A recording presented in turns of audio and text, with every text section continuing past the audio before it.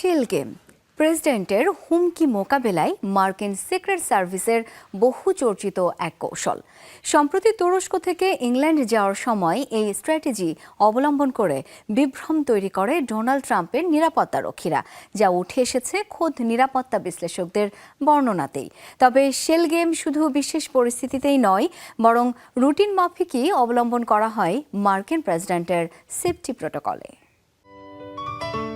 Ceylon টি রপ্তানিতে শীর্ষে।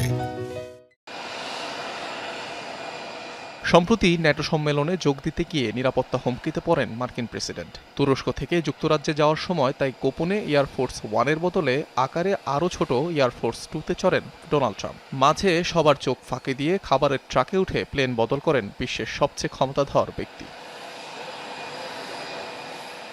কিন্তু এটি নিছক কোনো ঘটনা নয়, বরং সিক্রেট সার্ভিসের সুপরিকল্পিত একটি কৌশল, প্রোটোকলে যার নাম শেল গেম। মার্কিন প্রেসিডেন্টের নিত্য নৈমিত্তিক যে কোনো চলাফেরাতেই এই ধরনের কৌশল অবলম্বন করা হয়।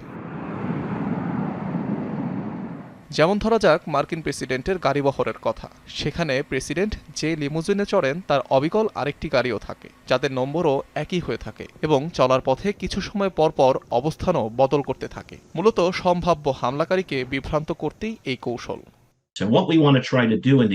এসব ক্ষেত্রে যে কৌশল অবলম্বন করা হয় তা হলো বিভ্রম সৃষ্টি করা। উদাহরণস্বরূপ, প্রেসিডেন্সিয়াল মোটরকেডে সবসময় গাড়ির বিন্যাস একরকম দেখা যায় না। খেয়াল করবেন, সব লিমুজিনের লাইসেন্স প্লেট একই রকম। সময় সময় গাড়ির লাইন আপও পরিবর্তন হচ্ছে। এর উদ্দেশ্য প্রেসিডেন্ট কোথায় আছে তা বুঝতে না দেয়া। এগুলোকে শেল গেম বলি।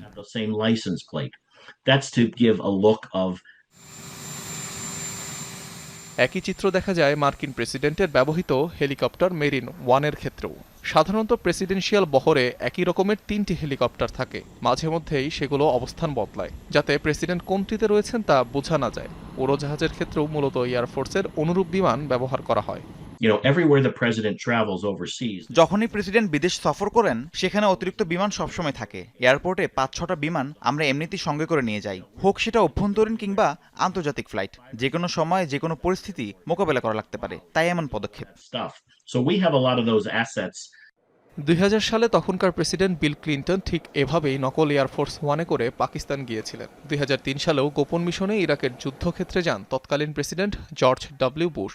2023 সালে এয়ারফোর্স 2 ব্যবহার করে আকস্মিক সফরে ইউক্রেন ভ্রমণ করেন সাবেক প্রেসিডেন্ট জো বাইডেন। অনিক রহমান, যমুনা নিউজ।